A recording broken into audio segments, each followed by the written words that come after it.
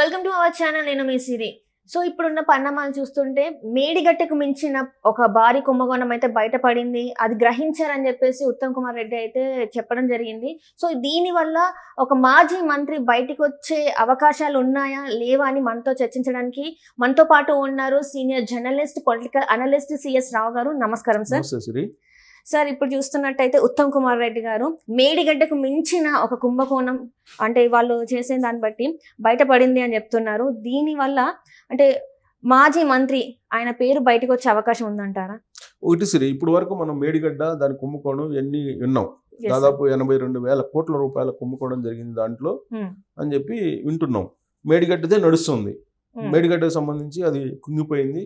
కాళేశ్వరంలో అంతర్భాగంగా అది ఉంది కాబట్టి అది కుంగిపోయింది. దానికి బాధ్యులు ఎల్ఎన్టీ వాళ్ళు చేయాలి అని చెప్పి అడుగుతుంటే ఎల్ఎన్టీ వాళ్ళు మేము చేస్తానని చెప్పి అప్పుడు గవర్నమెంట్కి లెటర్ రాసాం కానీ ఇప్పుడు మేము చెయ్యమని చెప్పి వాళ్ళు అంటూ ఈ వాదం నడుస్తుంది. సో ఎల్ఎన్టీ వాళ్ళు మేము చెయ్యమన్నారు. నిన్న ఉత్తమ్ కుమార్ రెడ్డి మీటింగ్ పెట్టారు. భారీ నీటిపారుదల శాఖ మంత్రి ఆయన, పౌర సరఫరాల శాఖ కూడా ఆయన కిందనే ఉంది. సో ఈ క్రమంలో పౌర సరఫరాల శాఖతోటి కూడా ఉన్నతాధికారులతో కూడా సమావేశం నిర్వహించారు. నిర్వహించినటువంటి సందర్భంగా ఆశ్చర్యకరమైనటువంటి భయంకరమైనటువంటి నిజాలు కొన్ని బయటకు వచ్చినాయి. ఏంటంటే అవి మిల్లర్స్ ఎవరైతే ఉన్నారో, రైస్ మిల్లర్స్, వాళ్ళకి ఇచ్చినటువంటి ధాన్యాన్ని మిల్లులో వేసి ఆ రైస్ బియ్యాన్ని రిటర్న్ ఇవ్వాలి ప్రభుత్వానికి, లెక్క చెప్పాలి. కానీ లెక్క చెప్పకుండా దాదాపుగా 85 లక్షల టన్నులు, సుమారుగా 85 లక్షల టన్నుల రైస్ని మిస్ చేశారంట. వాళ్ళు అమ్ముకున్నారు గవర్నమెంట్కి తెలియకుండా. గవర్నమెంట్కి ఇవ్వాల్సినటువంటి రైసు 85 లక్షల టన్నులు మిల్లర్లు అమ్ముకున్నారు. ఎవరెవరికి అమ్ముకున్నారు? పక్క రాష్ట్రాలకి అమ్ముకున్నారు. కర్ణాటకకి కొంత, మహారాష్ట్ర కొంత, ఇలా అమ్ముకున్నారు అనేది తేల్చేశారు. సో దీంతో 52,000 కోట్ల రూపాయల అప్పుల్లో ఉంది పౌర సరఫరాల శాఖ. ప్లస్ వీటి వాల్యూ 12,000 కోట్లు, సుమారుగా 12,000 కోట్ల రూపాయలకు సంబంధించినటువంటి ఈ రైస్ మిస్ అయిపోయింది అనేది ఇప్పుడు ఆయన గ్రహించారు, రివ్యూ మీటింగ్లో గ్రహించారు. సో దీన్ని ఎలా ఈ 12,000 కోట్ల రూపాయలు విలువైనటువంటి ఈ రైస్ మిస్ అయినటువంటి రైస్ని ఎలా రికవరీ చేయాలి అని అంటే మిల్లర్ల దగ్గర నుంచి రిసీవ్ చేయాలి. మిల్లర్లు ఇప్పుడు వచ్చి సమాధానం ఏం చెప్తూ ఉంటారు? ఇప్పుడు అవి మేము అమ్ముకున్నాము, అవి లేవు, దానికి ప్రత్యామ్నాయంగా వేరే ఇస్తామని చెప్పి చెబుతున్నారు. సో ఇక్కడ మిస్ అయింది. ఇప్పుడు ఎందుకు మిస్ అయింది, ఎవరు మిస్ చేశారు, అసలు మిల్లర్లు ఈ విధంగా ఎందుకు తయారు చేస్తారు, అసలు సిస్టమ్ ఎలా ఉంటుంది అనేది మనం విశ్లేషణ చేసుకుంటే జనరల్గా ఏంటంటే FCI, food corporation of India వాళ్ళు ఈ ప్యాడీని కొంటారు. కేంద్ర ప్రభుత్వం తరపు నుంచి ప్యాడీ కొంటే ఏది ఒడ్లు కొని అది మిల్లర్లకు ఇస్తే మిల్లర్లు మిల్లు వేసి రైస్ ఇవ్వాలి. ఓకే, ఒక ప్రాసెస్. ఒకటేమో రాష్ట్ర ప్రభుత్వం కొంటుంది, ఇంకోటేమో రైస్ మిల్లర్లు కొనుగోలు చేస్తారు. రైస్ మిల్లర్లే కొనుగోలు చేసి ఒడ్లని వాళ్ళు వేసినటువంటి దాంట్లో ఇంత పర్సెంటేజ్ అని చెప్పి ఎఫ్సిఐకి ఇవ్వాలి. ఖచ్చితంగా టార్గెట్స్ ఉంటాయి. ఈ ఏడాది ఈ రైస్ మిల్ నుంచి ఇంత ఎఫ్సిఐకి ఇవ్వాలి అని ఆహార భద్రత కింద ఇవన్నీ స్టోర్ చేసి పెడతారు, నిల్వ నుంచి పెడతారు. కేంద్ర ప్రభుత్వం గోడౌన్లో, ఎఫ్సిఐ గోడౌన్లో నిల్వ పెడతారు. సో కేంద్ర ప్రభుత్వానికి ఇవ్వాలి. కేంద్ర ప్రభుత్వం ఏం చేస్తుంది, దానికి రియంబర్స్మెంట్ చేస్తుంది, అమౌంట్ ఇస్తుంది మళ్ళీ. సో కానీ ఇప్పుడు 100 కేజీల వడ్లు కొంటే ఇదిగో ఇన్ని కేజీలు రైస్ మాకు ఇవ్వాలి అని చెప్పి వాళ్ళు పెడతారు. అంత రైస్ ఇవ్వాలి వాళ్ళకి. కానీ వీళ్ళు ఏం చేస్తున్నారు, ఇప్పుడు మొత్తం రాష్ట్ర ప్రభుత్వం కొంది ఈ మధ్యకాలంలో, కేంద్ర ప్రభుత్వం ఒక టార్గెట్ పెట్టి ఇదిగో ఇంత కొంటమే ఉంది. మిగిలినటువంటి ధాన్యం ఏదైతే ఉందో, ఎక్కువ పండింది తెలంగాణలో, ఎక్కువ పండినటువంటి ధాన్యం ఏదైతే ఉందో దాన్ని కొనాలి అని చెప్పేసి కేంద్ర ప్రభుత్వానికి లెటర్ పెట్టారు రాష్ట్ర ప్రభుత్వం మరొక రకంగా స్పందించింది, కేంద్ర ప్రభుత్వం ఇంకో రకంగా స్పందించింది. అప్పుడు బీఆర్ఎస్ పార్టీకి, కాంగ్రెస్ పార్టీ, బీజేపీ పార్టీకి మధ్యలో గందరగోళం అయింది. ఇవన్నీ మనం చూసాం. రైస్ మిల్ దగ్గరికి వెళ్ళి కాంగ్రెస్ పార్టీ వాళ్ళు ప్రతిపక్ష నేతగా వాళ్ళు వెళ్ళి అక్కడ విజిట్ చేయడం, ఇవన్నీ గత 3-4 సంవత్సరాల నుంచి మనం చూస్తున్నాం. లాస్ట్ ఇయర్ అయితే అసలు ఈ ఒడ్ల మీదనే ఎక్కువగా అన్ని పార్టీలు కాన్సన్ట్రేషన్ చేసి రాజకీయం చేసాయి.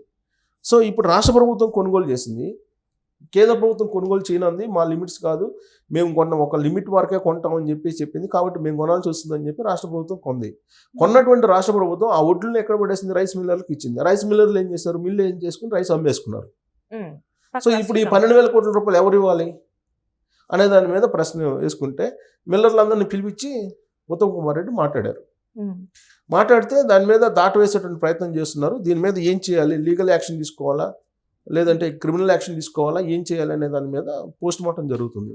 ఈ పోస్ట్ మార్టం జరుగుతున్నటువంటి క్రమంలో ఎక్కువ రైస్ మిల్స్ ఎక్కడ ఉన్నాయి? మిర్యాలగూడ ప్రాంతంలో ఉన్నాయి, నల్గొండ జిల్లాలో ఎక్కువ మిర్యాలగూడ మొత్తం అక్కడి నుంచే.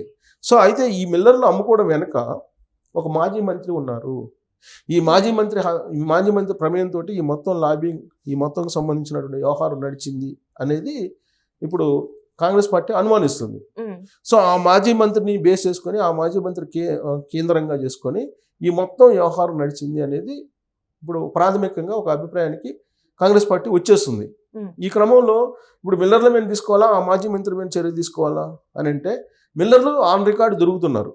బట్ మాజీ మంత్రి కేవలం మౌఖికంగా ఇచ్చినటువంటి ఆదేశాలు, ప్రభుత్వంలో మళ్ళీ వస్తామని చెప్పి బీఆర్ఎస్ సంబంధించినటువంటి మంత్రి ప్రభుత్వంలో మళ్ళీ వస్తామని చెప్పి చెప్తే వాళ్ళు ఇష్టం వచ్చినట్టు వాళ్ళు చేశారు. మళ్ళీ అధికారం రాలేదు. సీన్ కట్ చేస్తే ఈ మాజీ మంత్రి ప్రోద్బలంతో మేము చేసామని చెప్పి వాళ్ళు కొంతమంది కాంగ్రెస్ పార్టీకి చెప్పినట్టు మనకు సమాచారం ఉంది సచివాలయ వర్గాల నుంచి. సో కాబట్టి ఈ మొత్తం కుంభకోణాన్ని బయటకు తీయాల్సింది ఒకటి. రెండేంటంటే కేంద్ర ప్రభుత్వాన్ని కూడా అప్పుడున్నటువంటి బీఆర్ఎస్ ప్రభుత్వం మోసం చేసింది. సంవత్సరానికి దాదాపుగా 25,000 కోట్ల రూపాయలు రైస్లో కుంభకోణం చేసింది అనేది అప్పట్లో వినిపించింది. బీజేపీ కూడా అదే చెప్పింది. అప్పట్లో బీజేపీ కూడా బీఆర్ఎస్ పార్టీ మీద అదే ఆరోపణలు చేసింది. ఎలా ఈ కుంభకోణాన్ని చేసింది, ఏ విధంగా ఈ ఏడాదికి 25,000 కోట్ల రూపాయలు సుమారుగా దోచేసుకున్నారు బీఆర్ఎస్ పార్టీకి సంబంధించిన నేతలు అనేది అప్పట్లో చెప్పింది. అంటే 10 సంవత్సరాల పాటు జరిగినటువంటి తతంగం ఇది. అంటే ఎంత పెద్ద కుంభకోణం చూడండి. ఏడాదికి 25,000 కోట్ల కుంభకోణం అంటే ఈ 10 సంవత్సరాలు ఎంత కుంభకోణం చేస్తుంటారు బీఆర్ఎస్ పార్టీకి సంబంధించినటువంటి. ఎలా జరిగింది ఆ కుంభకోణం? ఎలా జరిగిందంటే ఇప్పుడు ఎఫ్సిఐ ప్రొక్యూర్ చేస్తుంది, రైస్ ప్రొక్యూర్ చేసుకుంటుంది FCI, food corporation of India. ఆ సందర్భంగా ఏంటంటే ఒక విధంగానేమో బాయిల్డ్ రైస్కి ఉంటుంది విధానం, రా రైస్కి మరొక రకంగా ఉంటుంది. ఇక్కడ బాయిల్డ్ రైస్కి ఒక తక్కువ వస్తుంది, బాయిల్డ్ రైస్కి వచ్చేటువంటి క్వాంటిటీ, రైస్ క్వాంటిటీ తక్కువ వస్తుంది. అలాగే రా రైస్ క్వాంటిటీ ఎక్కువ వస్తుంది. సో అలాగ వీళ్ళు ఏం చేశారు, ఉల్టా చేసి లెక్కలు ఇచ్చారు. లెక్కలు ఇచ్చి ఈ సుమారుగా 25,000 కోట్ల రూపాయల కుంభకోణానికి పాల్పడ్డారు ఏడాదికి అని చెప్పి అప్పట్లో బీజేపీ వాళ్ళు చెప్పినటువంటి లెక్క. సో ఇది మొత్తం బయట రావాల్సి ఉంది. ఈ మొత్తం బయటకు వస్తే కనుక నల్గొండని బేస్ చేసుకుని ఉన్నటువంటి ఒక మాజీ మంత్రి ఈ మొత్తం వ్యవహారం నడిపించారు. ఈ మొత్తం వ్యవహారం కల్వకుంట ఫ్యామిలీ అండతోటి ఆ మాజీ మంత్రి చేశాడు అనేది ఇప్పుడు కాంగ్రెస్ పార్టీ అనుమానిస్తుంది.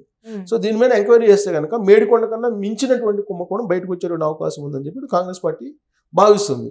సో ఇప్పుడు మేడిగడ్డ మీద ఆల్రెడీ లీగల్ విచారణకు జ్యుడిషియల్ విచారణ వేయాలి, జ్యుడిషియల్ కమిషన్ వేయాలి అనేటువంటి ఒక నిర్ణయం ప్రాథమికంగా తీసుకున్నారు. దాన్ని మించినటువంటి కుంభకోణం ఇది రైస్ కుంభకోణం. సో దీని మీద ఎలాంటి చర్యలు తీసుకుంటారు? ఒకవేళ కనుక లీగల్ కమిషన్ దీని మీద కూడా వేస్తే జ్యుడిషియల్ కమిషన్, అప్పుడు ఆ మాజీ మంత్రి శాశ్వతంగా జైలుకి వెళ్ళేటువంటి అవకాశం ఉందని చెప్పి ఇప్పుడు కాంగ్రెస్ పార్టీ వర్గాల్లో చర్చ జరుగుతుంది. సో ఆ మాజీ మంత్రి ఎలాంటి రిప్లై ఇస్తారు, ఏ విధంగా రియాక్ట్ అవుతారు అనేది మనం వేచి చూడాలి. ఇప్పటివరకు అయితే ఆ మాజీ మంత్రి రియాక్ట్ కాలేదు. ఆ మాజీ మంత్రి పేరు కూడా చెప్పట్ల కాంగ్రెస్ పార్టీ వాళ్ళు. కాకపోతే ఒక మాజీ మంత్రి కల్వకుంట ఫ్యామిలీతో కలిసి చేశారు ఈ మొత్తం అనేది వాళ్ళు ఒక ప్రాథమిక నిర్ధారణకు వస్తున్నారు. ఫైనల్కి వస్తే చెప్తారేమో చూడాలి ఆయన పేరు. ఇప్పటివరకు అయితే పేరు ఓపెన్ చేయలేదు.